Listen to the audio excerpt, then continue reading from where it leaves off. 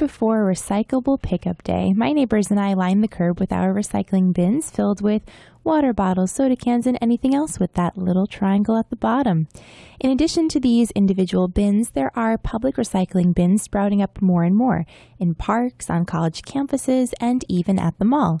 These public recycling bins are intended to collect recyclables in high-traffic areas. Company Greener Corners is a public space recycling program that educates the public and facilitates public recycling in the communities to which it expands. Unlike some other public recycling programs, Greener Corners offers its services to the community without raising taxes. Greener Corners has a headquarters in Rutherford, New Jersey, and a regional office in Colorado Springs. Thus far, Greener Corners has reached communities in Colorado, New Jersey, New York, and Ohio. And here in New York, the community in Long Beach is leading the way for the rest of the state. Joining us this morning to discuss the logistics and visions of Greener Corners is Greener Corners Principal Aaron Klein. Good morning, Aaron, and thank you for joining us. Rebecca, good morning. Nice to be here. Thank you. So let's begin with a more robust explanation of what Greener Corners is and what sets it apart from other public recycling programs. Sure. So, our vision from the very beginning was to figure out a way to bridge this gap of lack of recycling options in public places. So there was a lot of attention paid nationwide to our curbside residential programs, which you made reference to in the beginning, as well as our school recycling programs and businesses recycling, but there was not a lot of attention paid to public areas. And a lot of it had to do with the extensive costs associated with such a program. And so we decided to start a program or a company that created these type of opportunities without cost to the municipality, and therefore a way to create these programs without raising taxes.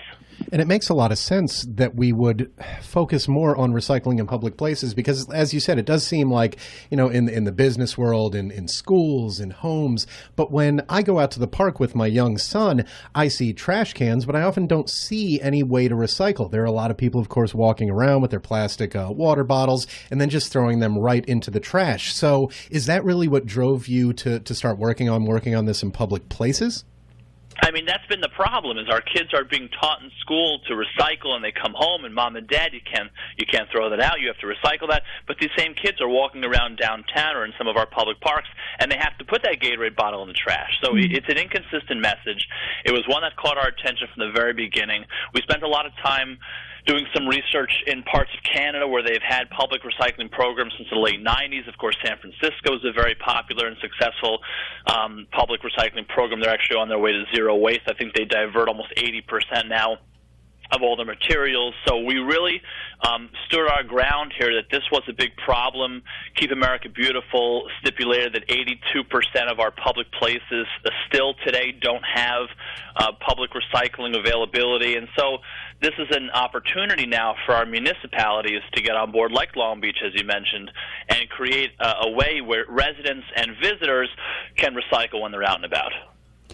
So regarding how Greener Corners is kind of unique, how is it that it is cost-free for the community in which it's implemented? So can you tell us how you partner with local advertisers and things like that? Sure, Rebecca. So early on we realized that these cities and towns just don't have this kind of capital set aside to allocate for these types of programs. And so we needed to create a business model that allowed this to be a cost-free program. And we did so by partnering with some of our local businesses in our communities, and through outdoor advertising, which is placed on the side of these bins, we kind of have a win-win where the municipality gets a cost-free program.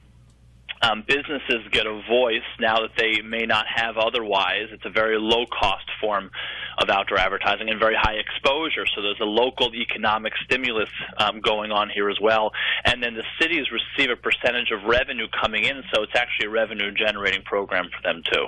That's fantastic, and as a taxpayer, I think, and most taxpayers can say, hey, if there's a program that's going to benefit everybody and we don't have to pay for it, that's something that I'm definitely interested in. Now, you talked about San Francisco being a success and other places that have used similar programs or this program a success. Do we know what difference there has been in the amounts? Like, is there any statistical way that we can show that this has gone and worked very well by having recycling options in public places? Do we know how many recyclable materials were going to be thrown away and are now being recycled? Well, again, that's the diversion rate that San Francisco is close to achieving is 80%. They're on their way to zero waste, which is their ultimate goal, finding something, whether it's recycling, reuse, repurposing of materials, in order to create really zero materials going into our area landfills. But when you have a community that's pushing and supporting all different types of recycling programs, and there's nothing in a public place, it's this, broken glass theory. There's a window broken in City Hall and nobody is fixing it. The sense is nobody cares. And so when a municipality is pushing so hard, yes, we have to recycle, it's important for our environment, so on and so forth, but they don't do anything about it in areas where people spend a lot of their time, majority of their time in many cases, then it's kind of like, really, what is the care there? And so this is why municipalities tend to get on board with our program pretty quickly and with a lot of excitement, because we're able to provide this. They don't spend dollars on it, and we can then begin to quantify the results. Of course, you go from a public area where there's zero diversion, where zero materials go away from landfills, to our average is 40% of materials now in public places are being diverted from area landfills. And then the ripple effect that happens with these types of programs, where now people get a sense that, hey, I could recycle everywhere I go in town, and wherever I go around, let's say Long Beach, I'm going to be able to put my plastic bottle in the right place. And so then the residential compliance increases, contamination levels decrease, you have more people asking for it when they go into restaurants. It's a nice effect that it has on the community. Great.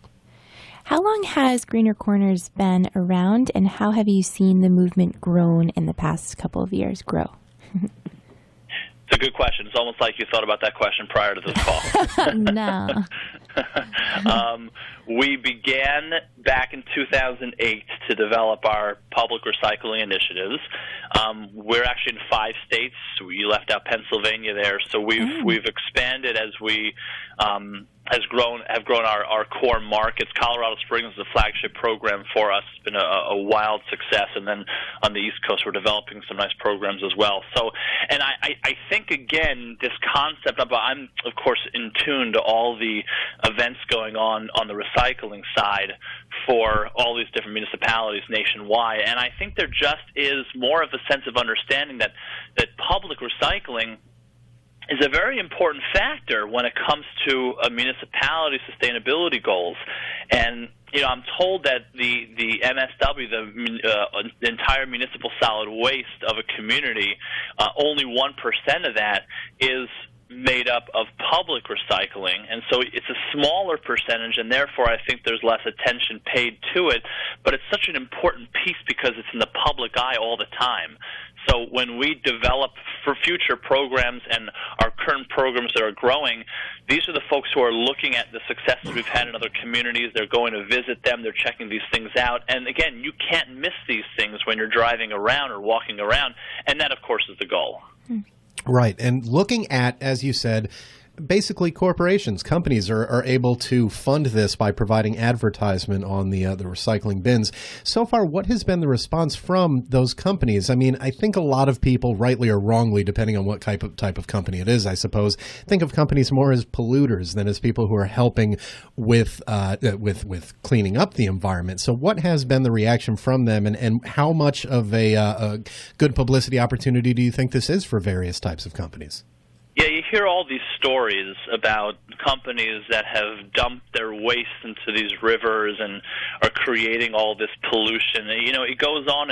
And so this is a sense of goodwill that companies can gain from this type of exposure. They have outdoor advertising availability, which they wouldn't have had otherwise because it's just too darn expensive typically. And then they have this association with this positive green message. And so, I head our sales division when it comes to the advertising side, and we not only are seeing companies that you see everywhere else advertising locally in these programs because they gain access to the local, populations they're trying to target. But we see companies that coming out of the woodwork where they never would have been able to advertise. They don't maybe even have a logo. They've never really experienced what a newspaper ad would look like because they just can't afford it or don't think it's worth their money. And creating this sense of awareness in the community where they're a part of it. In many cases, it's these business owners who are the parents of our friends' children who are around us all the time, who've been in the community 40, 50 years, and all they're doing is making a living and providing a great service or product. And it's very important we take special care in making sure that our local businesses get the attention they deserve. And of course, we're a huge advocate of small business, small to mid-sized groups that are growing because of these types of initiatives. On another note, I want to talk a little bit about how you guys have been sort of educating the public as part of the program. So can you talk about the Green Team and how they promote the Greener Corners mission, I guess? Sure. So part of our core competency is this education campaign that we'll run when we launch a community and ongoing throughout some of the warmer events that go on citywide. And this is an important piece as well. We get brought into different municipalities who have, let's call it, recycling in public areas, but the contamination levels are so high and the compliance levels are so low, and everyone's confused. What do I put here? I have a coffee cup. It has 7 different pieces. I got to, divide this all over the place. I don't have time. I got to get back to work. So we come in and help to revamp those programs and create education because, behind all of these programs, people need to understand what they're doing, why they're doing it. Is it important? When we show up in a municipality, we typically will install all of our units overnight. So you'll basically go to sleep at night and wake up to all these things around your city that maybe you didn't even hear about yet. And what are these things? And so it's not only about what we can do in public places, but making sure that the number ones and number twos are going in the right place. Making sure that some communities have a single stream program where all your recyclables can go in one spot, and you have to understand the basics of recycling. And so we develop these types of programs with folks like the YMCA and Boys and Girls Clubs and other volunteer groups that we'll use to help educate the public. It'll help educate the kids who are part of these programs. We'll do some in-school presentations. If there's major events, we'll stand out there. We have different campaigns that we'll run to help the public not just understand what's happening, but get excited and get on board about this. And that's what we have seen to a very, very large extent, is the public getting on board and feeling like, gosh, I can really make a difference if I do something about this. It sounds like quite a lot goes into sort of laying the groundwork foundation for Greener Corners to come into the community. How much time do you set aside, and maybe it varies depending on the community, but how much time does Greener Corners set aside before they can kind of cut the ribbon, so to speak? Yeah, and I do enjoy the ribbon cutting, by the way. Do you get to use giant scissors? I've always loved giant scissors. Yeah, those are great. They make a big splash. A lot of it depends on, there's a lot of different moving parts here, as you've mentioned. And working with government, although I love it, let's call it, can take some time now and again. There's a few different levels of red tape, and you have to go through different presentations and such. And in any case, we get started with the municipality, and depending on the movement, it can take anywhere from 3 months to a year or more to actually get to that contract stage and begin to talk about even what this program is going to look like. And so on our end, we leave about 3 months from the time a contract with a municipality assigned to seeing our bins on the ground.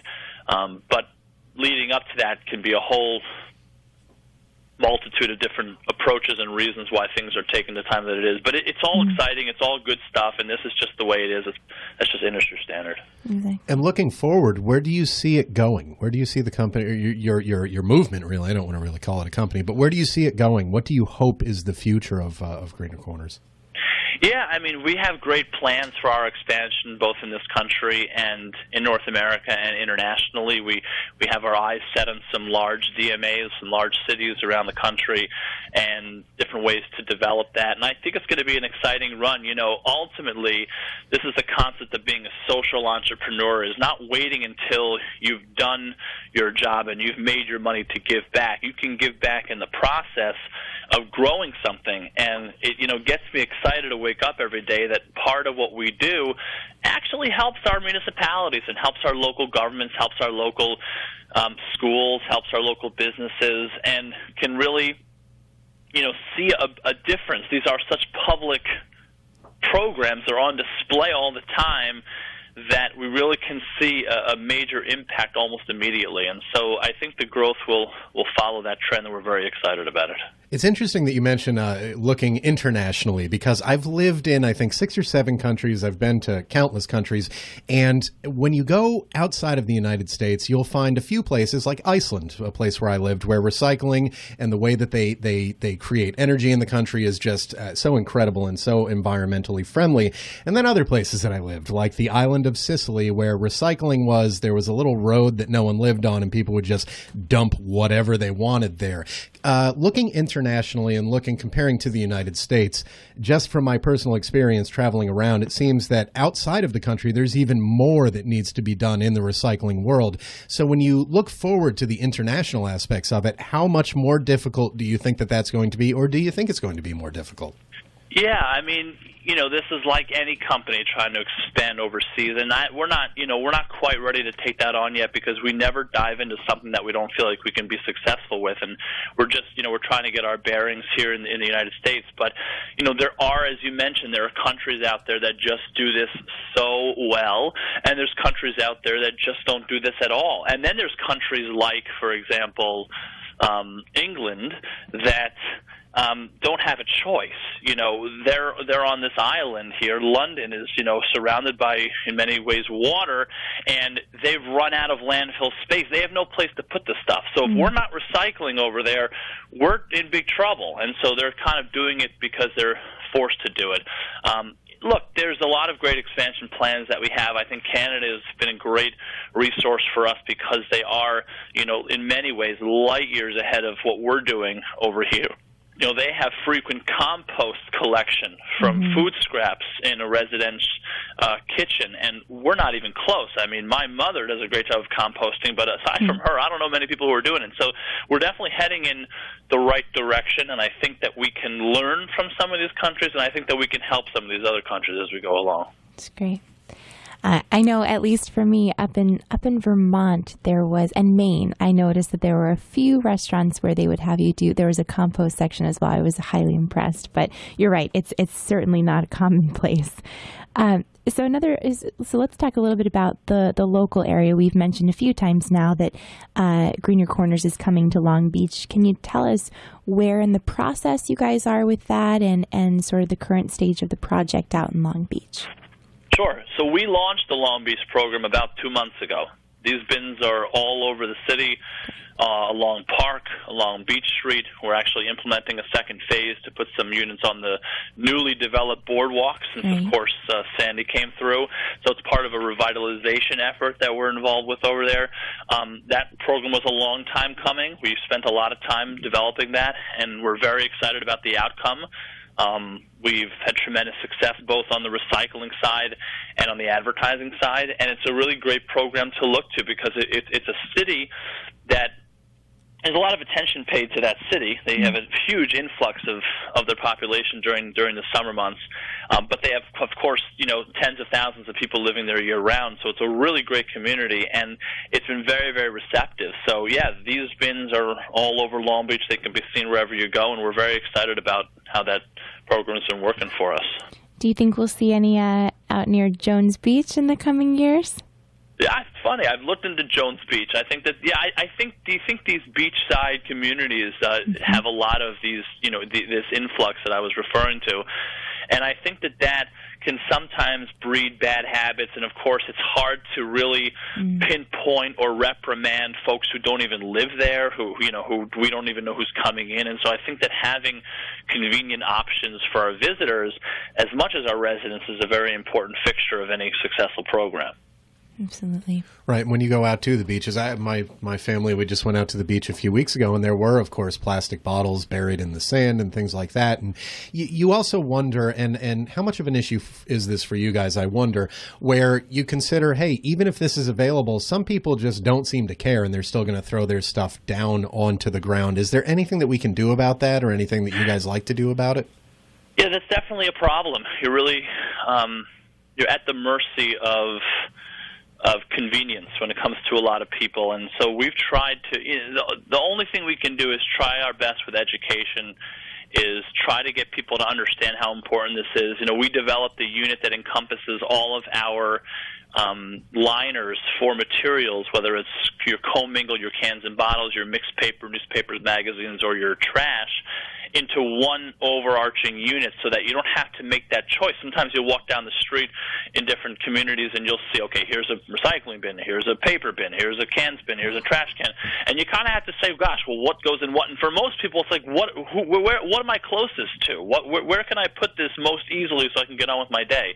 So we, again, we refined our design in order to satisfy these types of challenges. And it's definitely a good question. It's a tough thing. It's one that is being talked about and addressed amongst all kinds of different sectors of this industry, and one that we continue to face. But I think with the right education, the right labeling, you're right, you have to have the right labeling and what materials go where, and we've developed labels that really break this down into not just your commingle, cans, bottles, and your mixed paper. It's what specifically can go where. Against this coffee cup question, I got a plastic top, I got a cardboard sleeve, I got a foam cup itself. There's all these different pieces, so what goes where?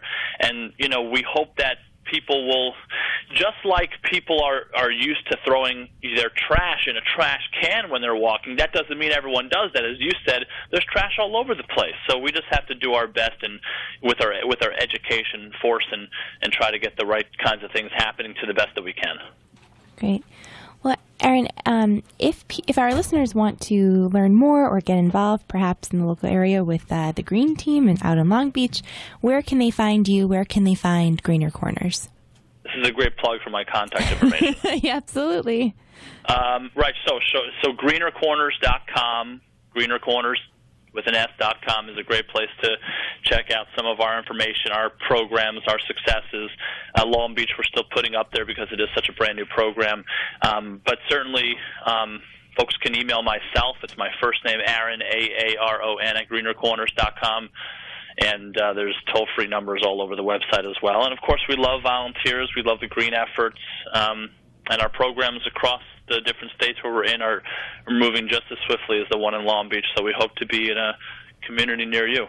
All right. We've been talking to Aaron Klein, the principal of Greener Corners, which is working to improve recycling in public places. And, of course, you can check out all of those places that he just mentioned online to find out more about them. Aaron, I want to thank you so much for joining us on the Morning Wake Up Call today. Thank you. Guys, this was a lot of fun. Have a great day. You too.